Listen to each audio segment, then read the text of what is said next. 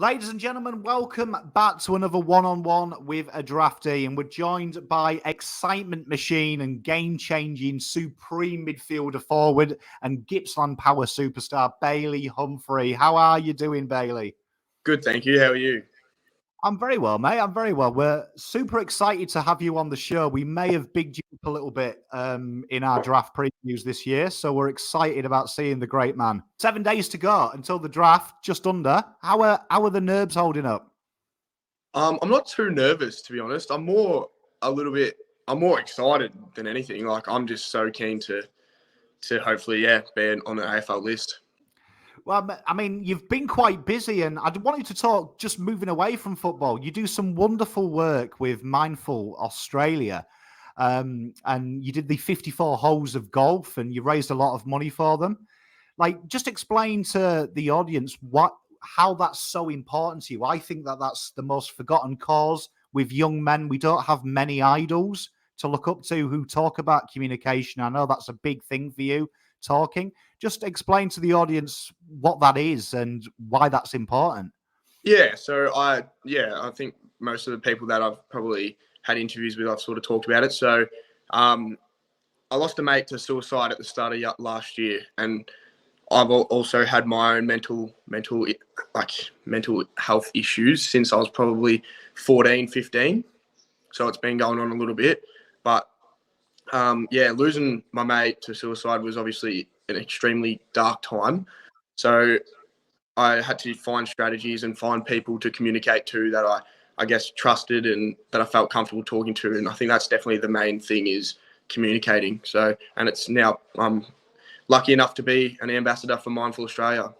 Mate, I can't applaud you enough. I lost a brother to suicide. So to hear a young man like yourself talk about it openly, I can't commend you enough. And I wish there was more young men, because it is a big stigma for young men that everything's fun, everything's okay, we don't talk about it. I think you're an absolute legend for that. And outside of football, I think that's supreme. Thank you. That means a lot. Now, obviously, we talked about mental health. There was a huge thing that happened in the last 2 years for mental health, COVID. Now, that ruined a lot of young men's basically lives, but it also affected football in a big way because we just stopped playing it. Now, speaking to draftees of years gone by, they say 16 and 17 years old is their biggest development year. What did you implement strategies to deal with that, and how did you keep your progression steady? I think I just try to keep myself busy all the time instead of just sitting in my room and I guess sort of like getting lost in my feelings, I guess. But yeah, I just try to always keep myself busy, and yeah. It was a tough time, especially, unfortunately, we've dealt with a lot of South Australian draftees, and obviously South Australia, they didn't really have COVID. It didn't really exist after about 6 months where we did. So, I mean, it makes you adapt, doesn't it? Definitely, yeah. Now, what have you been doing to keep busy in the off season? Obviously, the season finished. You've had the combine. Has there been anything that you've been doing to keep yourself occupied?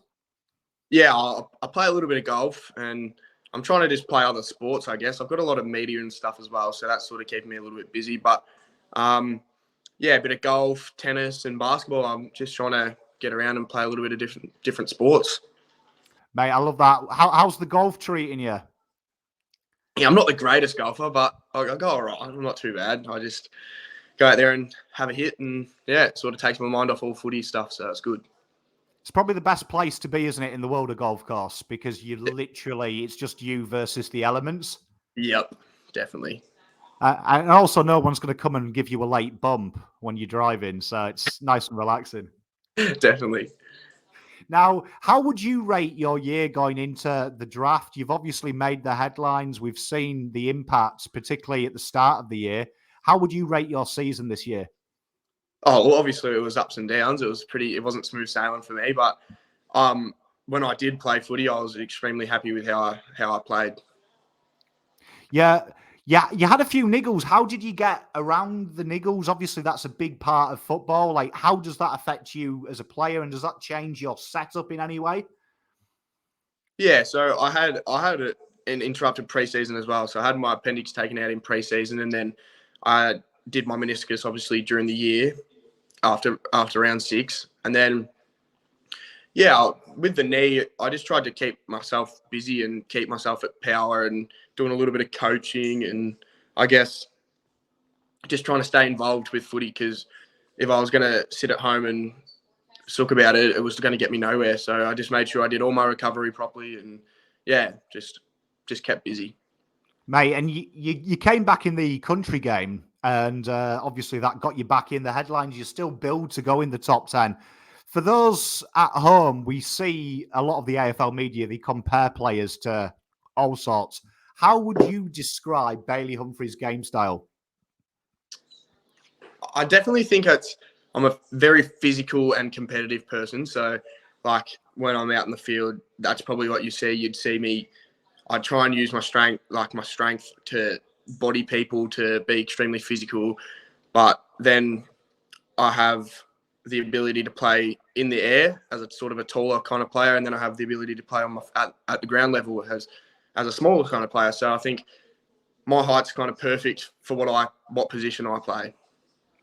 Mate, you've been a real excitement on the Pommy and Oz show, and particularly Blue Abroad. We've talked about you a lot. Now, how has them chats been like with the AFL clubs? We hear a lot of draftees say it's daunting. How did you find chatting to them? Yeah, well, Richmond was the only club I didn't speak to, so I got used to it by the end of them. But at the start, I was extremely nervous for my first one. I didn't know what to expect. I didn't know what to think. But by the end, I think it's sort of all the same stuff, and they're all just trying to learn a little bit more about you as a person and your background as well. So it's not too bad. And you're in that funny position where you're scheduled to go at the moment. Most draft boards have you 5 to 10, and there's a few clubs in that 5 to 10 that are probably looking for a player of your ilk that are interstate. How does that grab you, maybe moving interstate to Queensland and places like that? Oh, I'd be extremely excited. I can't wait. Either way, I have to move. So moving to Gold Coast or moving into Melbourne, it's all a change. So I'm extremely excited for the change. You are out in the country, aren't you? So, I mean, for a gentleman like yourself, even one of the Victorian-based clubs is about an hour's move. Yes, exactly.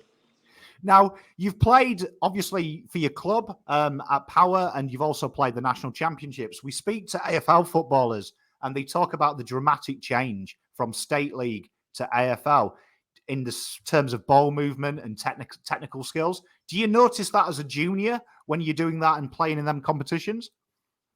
Oh, definitely. There's the way the ball moves and how quick it's going, and definitely the speed of the game is definitely the biggest change for sure. Definitely. And does that affect your preparation? Do you find yourself prepared differently for big games, or does it remain the same? It definitely remains the same. I think it's more the technical stuff, like how you prepare, like, I guess, with the coaches and stuff and how they want you to play. It's obviously a lot different to when you're back at your local kind of club or whatever. But my preparation mentally and stuff doesn't change. It's just probably more with the coaches and seeing how I play and stuff like that. Now, you mentioned golf, and golf, that is my career before I became old and went into corporate. It's a lot of mental side of it. So I know when you're coaching golfers, you talk heavily about the mental preparation and visualization. Is that something that you bring into AFL as well, that you visualize what you're going to do? You try and get yourself in that headspace? Definitely. I watch a lot of footage and a lot of vision and stuff of what I need to do better.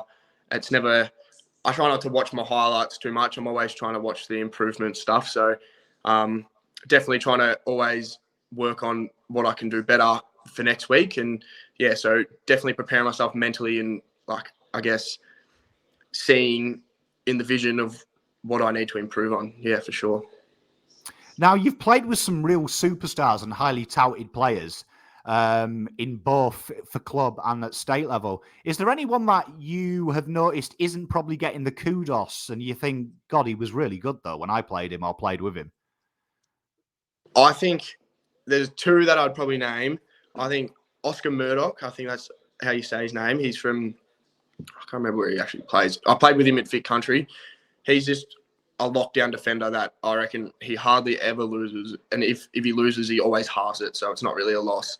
And it's the same with Hugh Bond as well. Hugh Bond, tore me up that day when we played GWV. Well, I mean, it's always interesting when you hear the players, because it's the same in the AFL as well. Like when I've spoke with AFL players, a lot of the players they say is the toughest to play against probably isn't in the media's top 20. So I always think it's interesting, ground level, you guys see a different side of these players. Yeah, definitely. Now, we've got a hypothetical here. 5 minutes to go. It's the elimination final. We're 2 goals down. What are we seeing from Bailey, and what is Bailey going to look to do to get us the win? It depends what position I'm playing, but if I'm playing midfield, I think I'm trying to win the ball and bring the teammates that break open the lines and get the ball moving really fast. So I think I'd be inside causing havoc to try and get the ball out to my teammates on the outside to run the ball as fast as they can. But if I'm forward, I'm just trying to, I guess, isolate myself to, that's one of the games this year against Dandenong in the last round of the NAB League. They isolated me full forward, just sort of let me have the 50. And it nearly worked, but we just couldn't get the ball down there. But I think that's definitely something that I'd do. If we could win the ball, I'd definitely just try and isolate myself sort of and get a deep ball in and try and use my strengths. Now, for those watching at home, if Bailey is isolated, you are exceptionally damaging. And in that 50, and shades of Jordan De Goey at times, the fact that you are slightly undersized for a key role, but you do cause havoc on them tall boys, don't you? Yeah, I think one-on-one is my strengths. That's my strength. I use my body, and I've got a pretty good knowledge of my body positioning and stuff like that. So I definitely think one-on-one's definitely one of my strengths.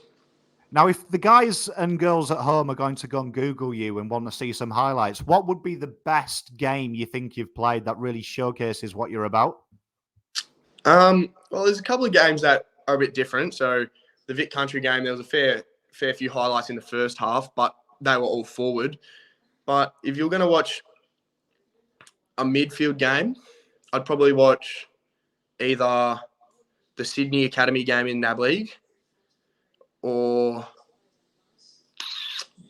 maybe round 1 against Murray Bushrangers.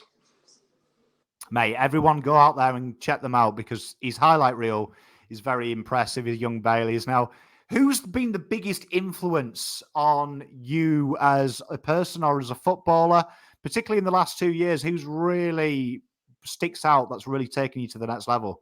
For a football point of view, I'd say Riley Boldy. Riley Boldy unfortunately didn't get picked up in his 2019 year, but he is still playing Casey footy, so he still knows a lot about it, and he's one of the most hardworking people when he puts his mind to it and stuff. So he's definitely helped me a lot, and he's sort of taken me under his wing and shown me the ropes of what I should be doing in my draft year as well. So him and probably Alan Chandler. Alan Chandler is the forward coach at Gippsland Power, and he's also my school teacher.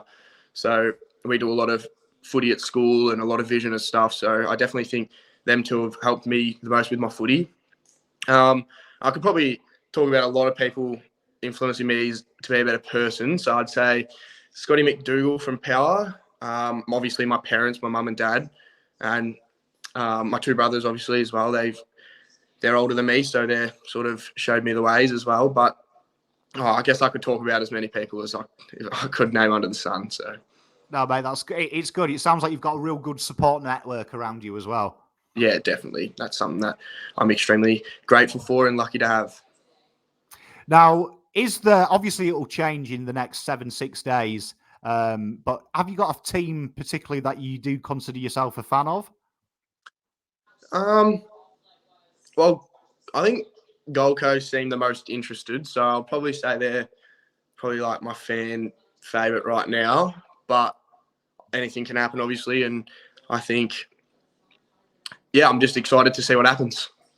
And have you got a favourite player that you you find yourself watching a lot of highlights of and thinking, you know what, I could steal something from you? Yeah, there's 2 players that I watch pretty closely with. Paddy Cripps. I watch his midfield stuff because I'm probably he's obviously a lot taller than me, but I guess his stoppage craft and the way he goes about it at a stoppage, he's not the run all day midfielder. He's more the the burst away from the stoppages, the packs, and uses his big leg to break open the lines and stuff. So I think I watch a lot of his stoppage work. And then I watch a lot of Christian Petrarca because when he goes forward. So I think I've learned a little bit of him and his forward craft when he goes forward. I've got to say, as a Carlton fan, the thought of Cripps getting it out of a pack and you bursting past him and snagging one from 55 does excite me in the hypothetical. I wish. Paddy Cripps is my biggest idol, so I definitely wish I could go to Carlton. Mate, he's an idol of an old man like me as well, don't worry. He's a fearsome competitor. Now, going into the future, say you've been drafted, you've been there for 15 years, you decide to retire. How would you like the fan base to remember Bailey Humphrey? I think I want to be known as a very physical player. I think I want to be courageous. I want to be very strong. So I think that's definitely how I want to be known. I guess that's kind of a bit country boy like and a bit olden day, but I think that's kind of the way I play my footy. So definitely that. Mate, I think everyone loves the physical side of things, and I think it's a big part of your game, the physicality. It's very rare you see someone in the draft that's got class, but also likes to get his hands dirty. You buck the trend of usually you have one or the other. You've got both. Yeah, I try my best. Now, how does country football change to playing in the State League? Is that a big difference? We know the reputation is it's physical and tough. Has that prepared you really well? Yeah, I've played a couple of senior games. Obviously, power's a priority, so you can't come back to your local club and play whenever you want. And I guess I played probably 4 games in the last 2 years of seniors, so I was lucky enough to play one this year.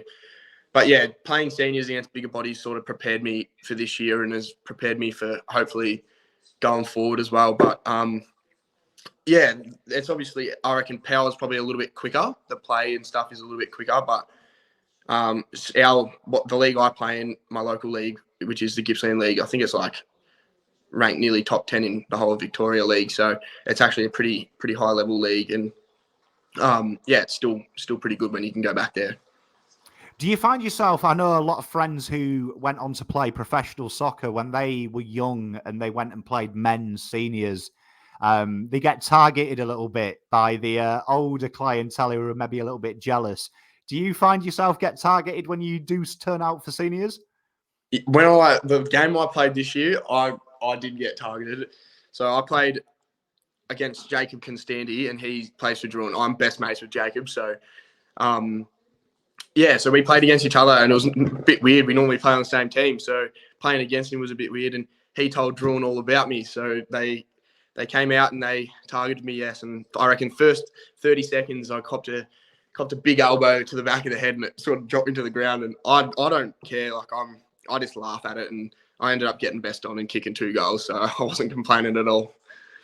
Tell you what, I bet that was a good banter with you and Jacob if you got the best on as well. Yes, definitely. And he played a really good game too. So when we went back, we played against each other and played really well. And lucky we got the win. Drew were like underdogs, and we were supposed to smash them, but we only just beat them. Mate, it sounds like a ripping time. It does sound like a ripping time. There's nothing like playing your mate in anything competitive. I loved it. I loved every minute of it. Now, finally, if you were the list manager, where do you think you'd be drafted? What pick do you think you are? I think I'm about right at the moment, at about pick 5 to sort of pick 10, and I think definitely around that range. We have been talking about you, like we say, a bit, and we do think that you are one of them guys that I think wherever you go, the list managers before you may be biting themselves in 2 or 3 years' time. I think you've got that game that we do see traditionally in the AFL is probably the quickest to develop and make an impact very early doors. Yeah, I guess I can agree with you on that. Probably, I'm hoping I can make the list managers before my pick and stuff by their lip. Yes, definitely. Now, one more football question before we get onto the fun ones. A lot of the knocks for you, Bailey, have been your kicking efficiency. And it's something that I think is the most overrated stat for your position in the AFL. How do you negate when you read them like comments where people say, oh, his kicking efficiency, there's a bit of question marks. How do you, A, how does that affect you? But B, what do you do to try and ease them fears in the internal part of the AFL? Well, I guess you can always, polish up your finishing. And that's something that I'm working on extremely hard. And my goal kicking, I'm not stressed about. I get a lot of shots on goals. And I think if I'm kicking 2 or 3 goals a game, I'll be extremely happy. So, but my field kicking, my long kicking is fine. It's my short kicking probably isn't the best. And I've been working on that like a very large amount. So I think once I get to the AFL, it's just going to polish it up and it'll be fine. So I try not to, I try not to read into it too much. Yeah, it's a bizarre thing because they always seem to find one negative. And you look in the AFL and players that do play your position, particularly the games I think they've picked out are when you're like high half forward, you're being like that conduit from midfield to forward. Genuinely, I don't think anyone in the AFL goes at 100%. No. So, well, we end with some fun ones to learn a little bit about you, Bailey. Posters on your wall as a kid. Who did we have in the bedroom? There was a couple actually. I loved Nat Fyfe in his prime, when he's in his Brownlow years. I loved Nat Fyfe. I've had Joel Selwood, Paddy Dangerfield, Dusty Martin, Paddy Cripps. Could keep naming. I've had a lot of players on my wall. Mate, you've got a few superstars there. In that lot. Most bizarre food you've ever tried. What's the most out there thing you've tried to eat? I don't really know. I hate seafood, so I'd probably say oysters. That's not. I hate it. It's disgusting. But I had to try it one day, and yeah, it wasn't great. Mate, I don't trust any food that you can't chew. Yeah, that's fair enough. And those things you have to pretty much swallow if you don't like them. It's a rule. If I can't chew it, I'm not eating it. So yeah, I'm with you. If you had a personal theme song, what would it be? Oh, Jesus. I reckon everyone would probably say "Lose Yourself," and I'd probably walk out to "Lose Yourself." But yeah, I'm not too sure. I think I'd probably say just "Lose Yourself." Hey, I like that. Bit of Eminem. That's different from what we've had. We had some Aussie classics from the others, but I'm impressed we've gone mainstream. I like it. Christmas around the corner. Best Christmas present you've ever got? I've ever got. Jeez.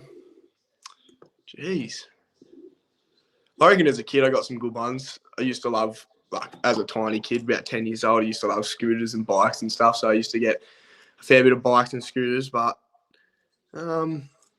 I'd say just clothes and stuff now. I'm into a lot of clothes and shoes, so I'd probably just say clothes and shoes, definitely. Yeah, you're past that age of 16 now where clothes are an exciting present. I feel you. Definitely.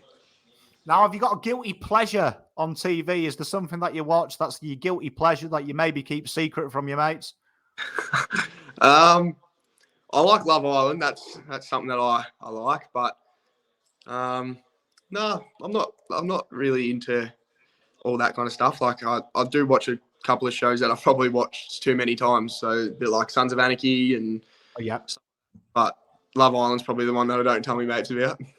Mate, I do love that. That has been a popular draftee answer, Love Island, I have to say. So if anyone gives you stick for it, I think half of the top 10 have mentioned Love Island. So I think you all watch it secretly, and the ones that don't say it, they're lying. Yep. Now, is there any fictional character in TV movies that you watch and you think, you know what, there's a bit of me in him? Not really. I don't know. Not really. Someone you'd like to be?